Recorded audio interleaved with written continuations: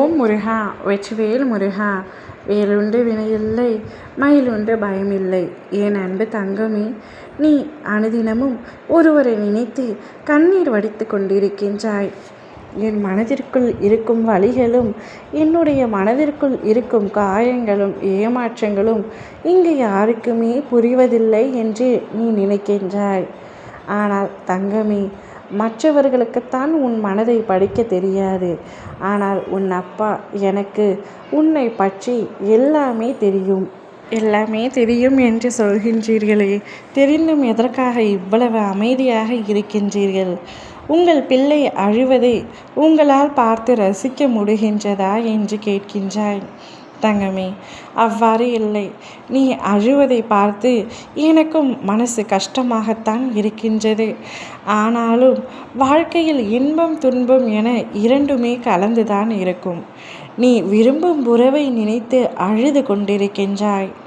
அந்த உறவை நிச்சயமாக நான் உன்னிடத்தில் சேர்த்து வைப்பேன்.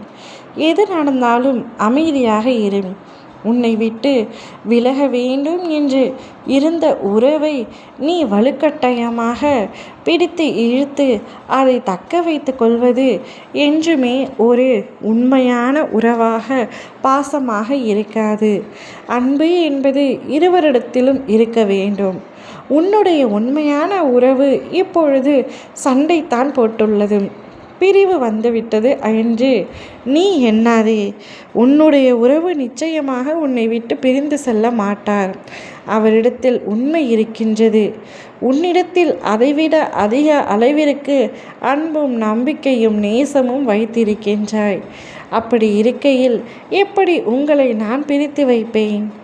நிச்சயமாக உன்னுடைய உயிரான உறவை உன்னை தேடி நான் வர செய்கின்றேன். நீ விரும்பும் நபர் உன் உறவே வேண்டாம் என்று கூறிவிட்டார். உன் மீது கோபமாக இருக்கின்றார். கோபத்தில் ஒரு சில வார்த்தைகள் வரத்தான் செய்யும். அதை நீ எதற்காக பெரிதாக எடுத்துக்கொள்கின்றாய்?